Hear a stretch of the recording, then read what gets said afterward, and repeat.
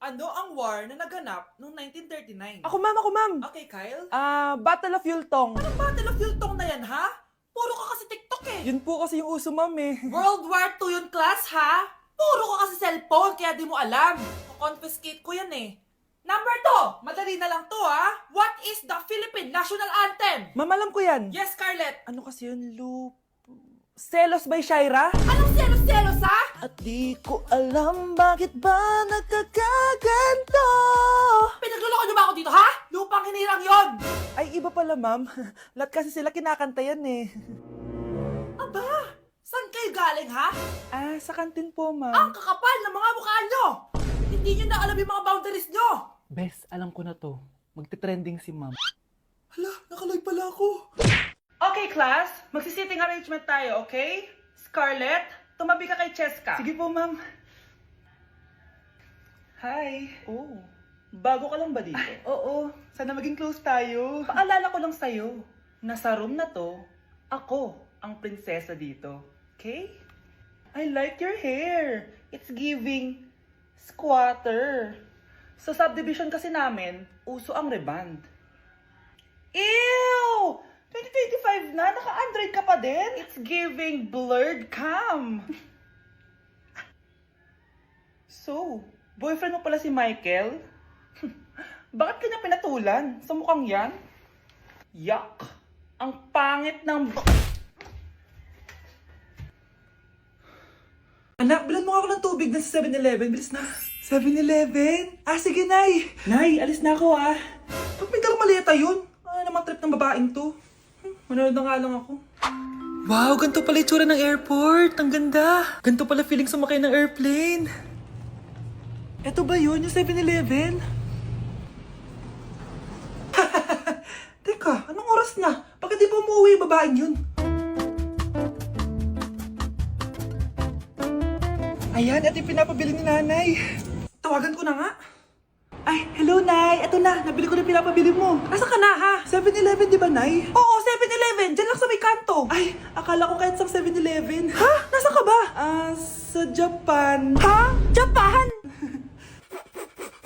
At dahil maraming hindi nakasagot ng full name ko, iibahin ko yung mga tanong. Salamat naman. Number 1, 2 plus 2. Yes, may tamang sagot na ako. Number 2, what is the powerhouse of the cell? Ang dali naman. Makaka-perfect ako. Number 3, ano yung pangalan ng crush ko nung elementary pa ako?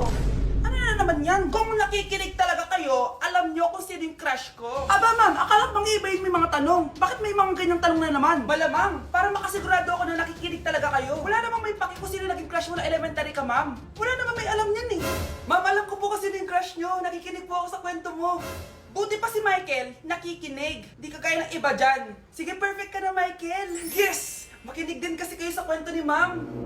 Number 4, sino yung pinsan ng kapatid ng lola ko na tita ng mama ko na pamangkin na ate ko? Bagsak na naman ako!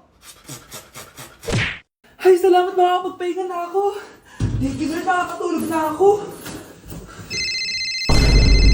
Ano naman yan? Be, nasan yung part mo sa research? Kailangan na natin yun. Kakauwi ko lang, tama? Tayo ay nasa bahay. So, ang mga schoolworks, yung mga research, iwan natin yan sa school. So, kapag kakauwi ko lang at gusto ko matulog, imbes na wag kang tumawag, anong ginawa mo? Nasaan yung research natin? Tapos mo na ba? Be, kakauwi ko lang. Hindi ako robot. Kailan ako tumawag sa'yo at nagganap ng research na kakauwi mo lang? Never. Ang tawag doon, konsiderasyon. Hindi naman tayo babagsak kung magpapahinga tayo, di ba, be? Malilate na kasi tayo, kailangan natin magpasa. Aba, be, pwede ba ako magpahinga? Hindi lang naman sa school umiikot yung buhay ko. Kaya nang tumawag ka, napaganon ako, oh. Aba, sira ulo to, Kakauwi ko lang, Pahinga din tayo, be. Baka bago natin mapass yung research natin, mapass away tayo. Sige na. Grabe, ang pangit ko pala dati nung bata ako. Sino kang tumatawag? Hello? Scarlett, wag na wag kang papasok bukas sa school, ha? Ha? Bakit? Sino ka ba? Basta, sundin mo na lang ako, please. Ano yun? Ang weird. Oh, anak, hindi ka pumasok? Opo, Nay. Masakit po yung pagkaramdam ko eh. Pagaling ka, anak, ha? Anak, yung school mo, nasusunog. Nasusunog, Nay? Totoo nga yung sinasabi ng caller kanina. Grabe. Buti na lang, anak, hindi ka pumasok sa school ngayon. Sino na naman tumatawag na to? Hello? Sino to? Scarlett, wag kang matutulog ngayong gabi ha. Ikaw na naman? Paano mo nalalaman yung mga yan, ha? Scarlett, please, hindi mo na... Anak, matutulog na ako, ha? Ikaw din, huwag ka na magpuyat. Sige po, Nay. Tatapusin ko lang po itong pinapanood ko. Kung hindi ako matutulog, ano namang gagawin ko buong gabi? Matutulog na lang ako. Baka niloloko lang ako ng caller na yun. Nay! Nay! Gising, Nay! Ano nangyari, anak? Binabangungot ka, Nay. Buti gising ka pa. At nagising mo ako. Sino ba talaga yung caller na yun? Sino ka ba talaga, ha? Bakit alam mo lahat ng mga masasamang mangyayari? Gusto mo ba talaga ako makilala, Scarlett? Oo, dahil hindi ako matatahimik. Magkita tayo malapit sa puno ng mangga. Hello? May tao ba dyan? Hi, Scarlett. Ikaw ba yung caller? Gusto mo ba talagang makita kung sino ako? Oo. Ako ikaw, Scarlett. Galing ako sa future. Ikaw ako? Kailangan kong ayusin yung mga nangyaring masama. Paano? Paano nangyari yun? Basta, Scarlett, ayusin mo yung mga desisyon mo sa buhay, ha? Sige na, baka mahuli pa ako ng mga humahabol sa akin. Sandali! Sino humahabol sa'yo? Ganda nito, oh. Sana maging successful yung pagbebenta ko ng damit noon, ha? Mahal, ang dami nating ibebenta mamaya. Manifest natin na makabenta kayo, Nay, para makaahon na tayo sa kahirapan. Hindi ako makapaniwalang nabili ko na yung pangarap kong tig 200,000 na relo. Wow, ang ganda niyan, Tay. Anak, tignan mo to binili sa akin ng tatay mo. Diba ang ganda? Hala, di ba mahal yan, Nay? Mas mahal pa to sa bahay ng kapitbahay natin, no? Magbebenta ulit kami mamaya para mas marami tayong pera. Anak, binilang kita ng kotse. Gamitin mo to pag pupunta ka ng school, ha? Ha?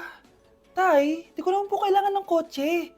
Kaya ko naman po mag-commute. Gumastos pa tuloy kayo. Dami mo naman sinasabi, anak. Sige na, puntahan mo na sa labas. Wow! May sarili na akong sasakyan. Wow, ang ganda naman ng bagong kotse mo, Scarlett. Salamat po. Hindi ka ba nagtataka, Scarlett, kung bakit ang bilis niyong yumaman? Galing yun sa pagbebenta ng damit nila, nanay. Ang dami na nga nila mamahaling gamit ngayon, eh. Sure ka ba? Na damit lang ang tinitinda nila?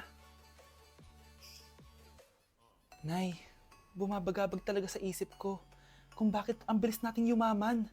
Ano ba talaga binibenta niyo ni tatay? Ano ka ba, anak? Malaki talagang kita sa pagbebenta ng damit. Pero, Nay, wala nang pero-pero. Hindi ka ba masaya, anak? Na mayaman na tayo? Na nabibili natin lahat ng gusto natin? Sige na, mag-aayos pa ako ng benta ko. Mahal, nakauwi ka na ba?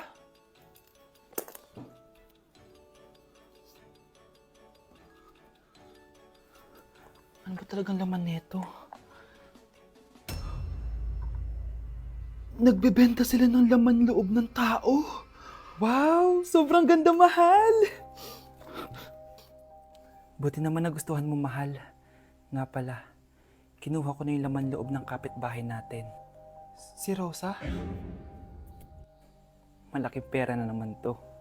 Mahal, hindi dapat malaman ni Scarlett to, ha? Ano yun?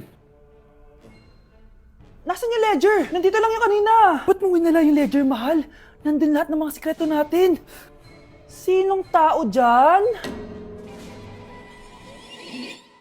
Anak, lalabas muna ako, ha? Bibili lang ako ng ulam natin. Nay, huwag ka munang umalis! Oh, bakit? Natatakot ka dito sa bahay? Hindi, Nay! Ayaw mo ako umalis kasi gusto mo di umalis, no? Hindi, Nay! Alam ko na to. Ayaw mo ako umalis kasi baka bigla ka may dumating na parcel at wala kang pera. Kasi ako na naman ang magbabayad. Pwede, pero hindi yun, Nay. Ano nga, ha? Huwag ka munang umalis nang hindi ka gumagamit nitong YOU Sunbrella 2% Niacinamide Brightening Sunscreen. Ay, oo nga pala, anak. Nakalimutan ko maglagay niyan. Direct pa naman yung araw, oh. Alam mo namang ang daming bad effects ng UV rays ng araw sa balat natin. Buti pa to, may niacinamide, high UV shield at no white cast. At hindi lang yon, nakaka-bright din to ng skin. Wow, anak, wala nga talaga siyang white cast at non-greasy din. Perfect talaga to. Sige na, Nay, umalis ka na. Papapuntahin ko yung jowa ko dito, ha? Ayan tayo, eh. Yes po, ma'am. Dok, ikaw ba yan? Anak, samahan mo ako sa doktor. Oh, bakit, Nay? May sakit ka? Oo, ipapacheck ko lang tong skin ko kasi alam mo na, tumatanda na nanay mo. Ay, akala ko naman kung ano. Hello po, Dok. Magpapacheck up sana ako. Yes po, ma'am. Dok, ikaw ba yan? Oo, ako to. Ano ba gusto mo? Para kasing ang oily ng skin ko tapos ang laki pa ng pores ko, oh. Di tamang-tama pala tong product na suot ko ngayon sa'yo. Try mo tong Glad to Glow Volcano Clay Stick. 2 to 3 times a week ko itong ginagamit kaya di na ako masyadong oily. Nabawasan din yung appearance ng mga pores ko at nag-brighten yung skin ko. Hindi din to mahirap ilagay sa hard part ng face like side ng nose at nakaka-clean din ng pores. Of course, this is FDA approved and 179 pesos lang to. The best ka talaga, Doc. Parang kailangan ko din yan, Doc. Oo, Scarlett, bagay to sa'yo. Lagyan mo buong katawan mo, ah.